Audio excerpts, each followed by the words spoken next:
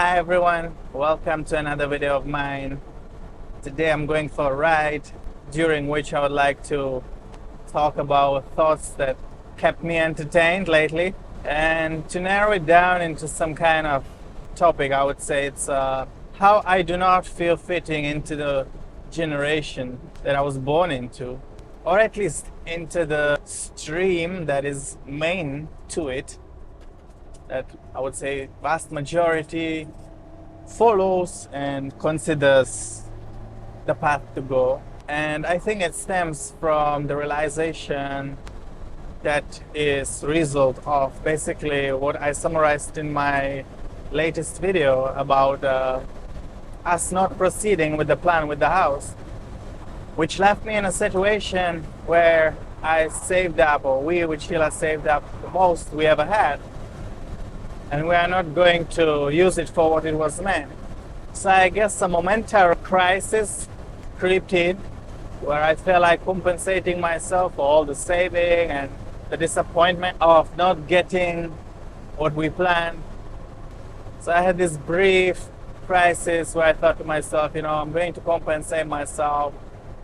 So what are the candies, what are the cookies that this world offers that pop everywhere on you, that's the life you ought to have? So the quick candy is usually some nice fast car.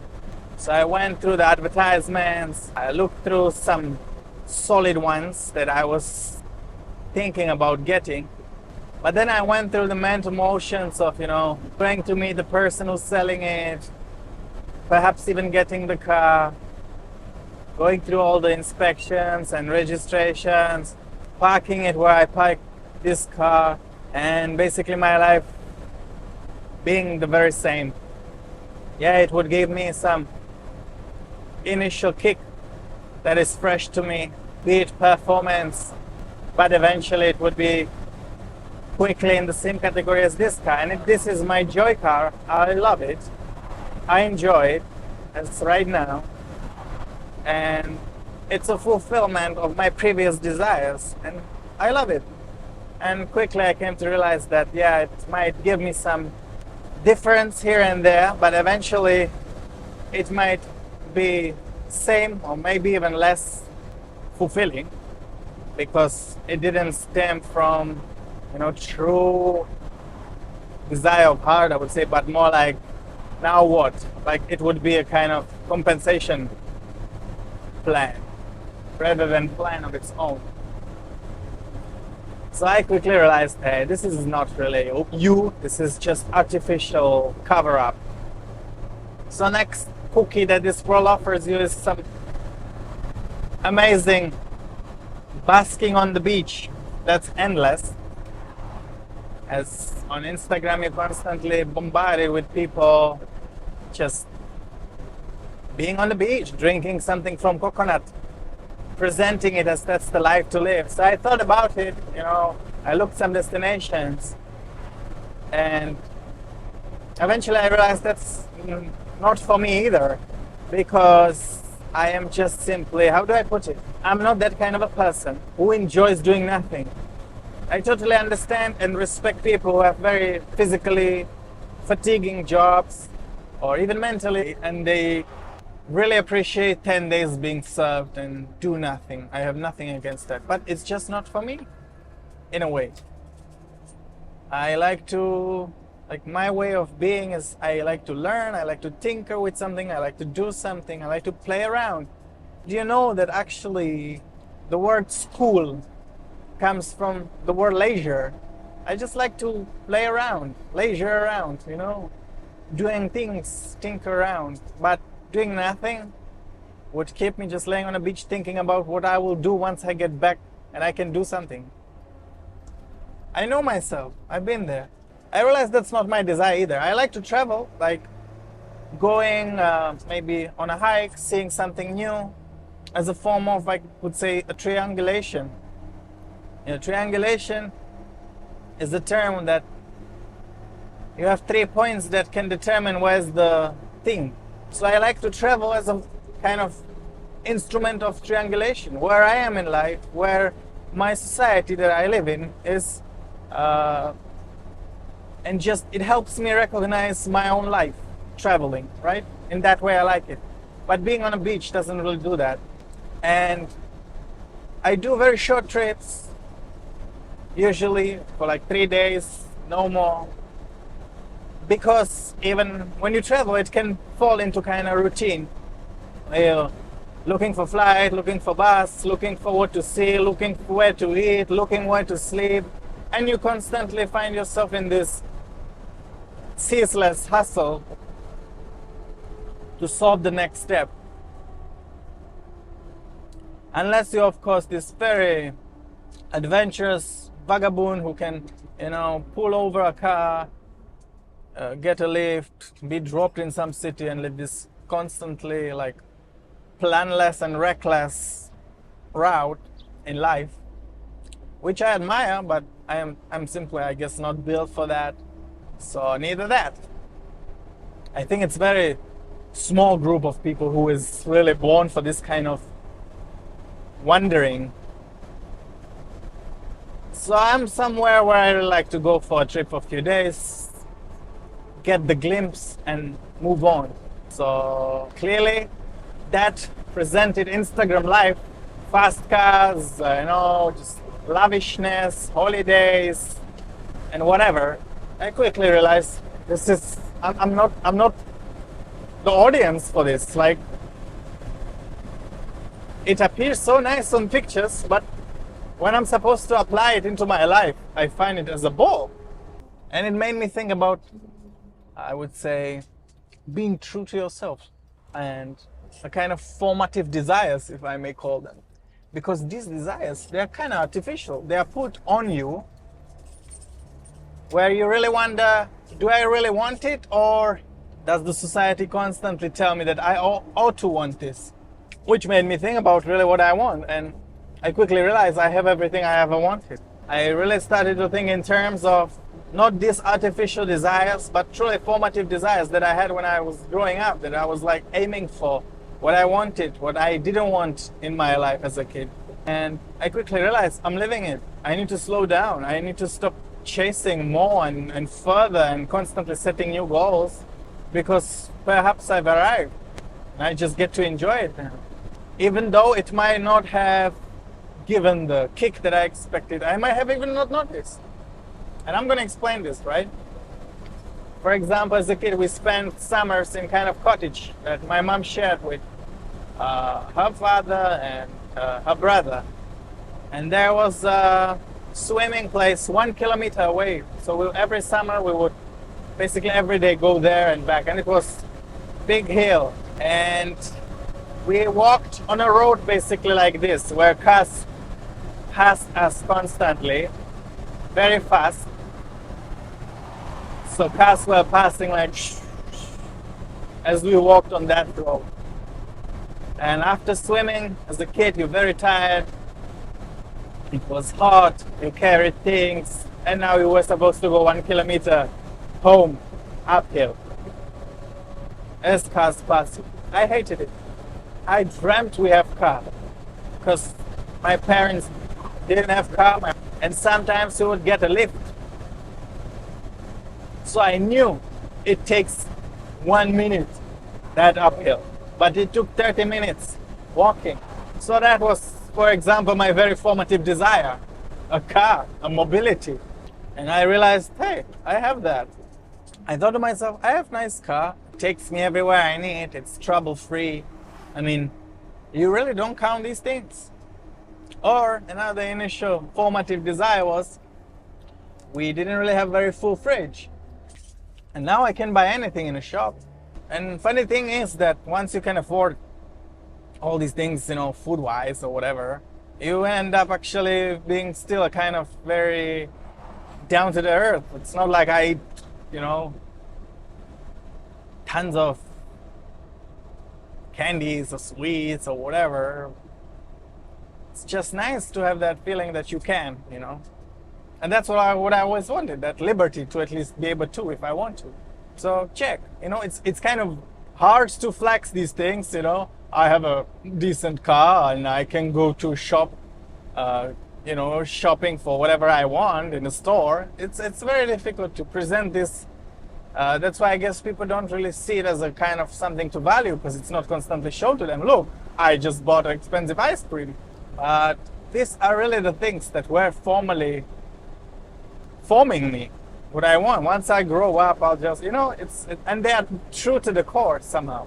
Then as you grow up, of course, some new true to the core desires emerge. Like when I was 20, I guess, I went for this sightseeing flight that I got a voucher for. And there I realized, I would actually like to be a pilot. I didn't act on it, but that seed of desire was sowed. And it was simply because I loved the flying so much. I didn't think about it in terms, people will look up to me and I'm a pilot or whatever, I'll be posing in front of planes. Like nowadays, people just, it seems that's the holy grail of Instagram flex, is either travel in first class or to be in a private jet. I never thought about it in these terms. I just wanted to fly in that old plane that we flew. And now everybody is just posing in front of private jet, and they have very little interest in airplanes. I don't think they even have the need to be somewhere quickly. That's why the private jet is, so desirable by all those CEOs and everything. But these people of the internet, the influencers, they just like to put up a show, They could care less about, they just like that, I don't know, hype that comes with it. There's a saying I heard that there's two types of pilots: those who do it for the love of flying and those who do it for the love of their ego. So I think that kind of underlines the attraction of these people towards towards aviation as a whole. So perhaps I was thinking maybe that's why the plans with the house didn't really go through, because maybe they were more artificially reason driven rather than true heart desire. I really thought about that. I was like, it was mostly driven by, it makes sense, we do this and that and this and that, rather than it being truly heart desire. And I've come to realize that in life, true heart desires are the only things that come true, because they are true to heart desire. And everything artificial, unless you're really convinced that it's your true heart desire, don't come truly, really your way. And I feel like I had to become honest with me and realize that it wasn't really my true heart desire, neither Sheila's. It was kind of a reasonability-driven action. And, God loves to fulfill our heart desires, not our reasonability. So there's this somehow weird environment on social media, I would say, lately, which really makes me go more and more not want to be there so much, because the world there is it's phony, it's not true, it's not real, it's a bubble, it's illusion. So appearance is really a bit more too significant lately than I would say is healthy. And I used to watch a show called Naked and Afraid, and it really proved to me somehow a very interesting thing, that appearances mean nothing. Because you have all these people coming into the show. I'll explain the show. They put a group of people, it started with just two people together, but then they started making groups, and for a longer period of time together, people, and they stripped them naked with one item to stay somewhere in the bushes of Africa or in jungle, an island, and quickly realized that appearances mean nothing there. There are unseen qualities to people that emerge in that show, or lack of them, and it just shows you how way more complex life is. And we've been on a strange path of being pulled away from knowing what we want and being constantly told what we should want. And I find myself in this battle myself too. Nobody's immune. It's got a grip on everybody in a way. But I guess it's always been like that. I mean, there's always something somewhere, something in future. That's something, if you only could get it, then that everything would be right. So the point is that I feel more and more disconnected from my age mates because they seem to be deep into this illusion, and every interaction is through the lens of perceiving what they perceive rather than direct one. It is quite strange realization when you can basically go and treat yourself and you choose with real honesty to yourself that you actually feel like you've got everything you want. Feel like content.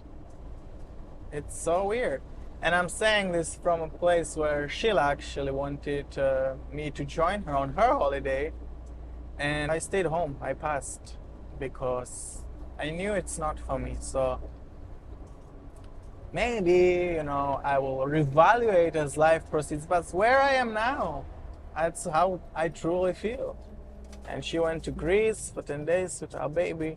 I stayed home and I don't regret it. They enjoyed it. I enjoyed it. It was healthy for both of us. Because as I said, I like to go see things, whereas Sheila on the other hand likes to be this kind of doing nothing person, resting. So we learn to respect that we have different kind of expectations of what to get from travels. I like to go see the top of a hill, the most beautiful places that are far from any kind of transportation options but your legs, and that's just about it. So I guess I could say that maybe you feel sad you're not having something, that when you reach a point where you can have it, you'll realize you don't even want it. So maybe you should save yourself the sorrow and really think it through, whether it's actually something you want. Because we all desire in these vague terms like safety and prosperity and freedom. And what does that actually mean? Like, those are very unconcrete terms and they mean million things to million people. So what does it mean to you? Oh, look at that. Isn't it beautiful? I don't know if you can see the train, if you can see the castle. This is what I've learned to enjoy. And it's precisely traveling that has taught me this. I always thought out there's these great things that there's shortage of here. And now I'm like so appreciating the things that I didn't even think to count as something to appreciate and be thankful for. Well, another funny thing is that once we basically called off the plan with the land and the house on it, a weird pressure fell off me, and now I kind of gladly returned there. I started like my gardening plan and recultivation plan on how to do, because I kind of cut off a lot of vegetation because it was constantly invasively growing, but then killing it made the cascade to erode a bit faster. So now I'm planting another invasive thing, but that's gonna grow shorter. And just playing around. It's again me playing around, and I feel like a kind of big seriousness fell off my shoulders that comes with these things, because at some point I really began to detest it. It was beginning to be too much annoyance. Very often what happens is that people chase those big inflated dreams, and then they end up kind of getting rid of all these things, getting rid of the big house that constantly demands something, getting rid of the cars that are headache to maintain and repair and sometimes even insure, and they end up in tiny condo with the most basic car, because sometimes you have to go through the whole circle of this game to realize there's nothing wrong with average. Average is good. Average is, it's not bad. Just find your own way of enjoying life, whether it's bicycle, whether it's motorcycle, whether it's driving old car like this that people don't even approve of, whatever. Like, for example, right, I have a motorcycle, and obviously in motorcycle culture there's this sort of people who have like standards, what is proper motorcycle and what isn't. And mine would totally not count into that. And it's crazy when I have like on my Instagram the algorithm for motorcycle videos, and sometimes you read the comments like, gosh, why are people hating on people loving something of their own? Like, why? Saying, oh, get a proper bike, blah blah blah, this. Like, what is wrong with people who have to go out of their way to comment this on somebody just sharing their passion for something? I think you should never take this to the heart, because there's something just wrong with those people, and they're just dumping their own feces on you, and you are the one who's gonna decide whether it affects you or not at this point, because people are there ready to just dump their load of crap on you. And it takes certain resilience and strength and inner understanding and standing your own ground to yourself, for yourself, in yourself, why you're doing what you're doing, and nobody can talk you out of it.